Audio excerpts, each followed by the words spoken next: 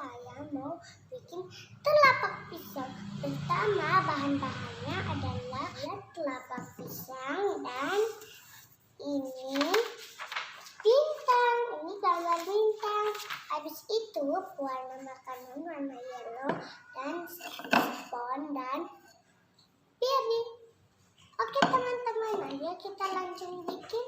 Pertama buka ini, habis itu tuang ke spon bulat.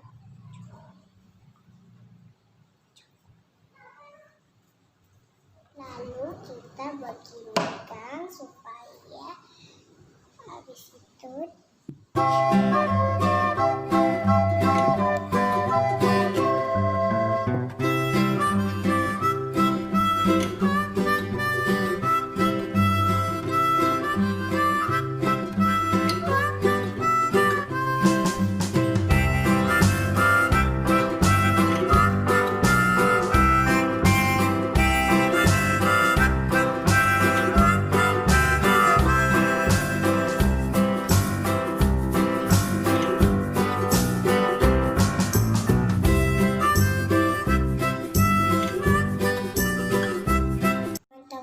kita cat sampai warnanya ini semua ya teman-teman.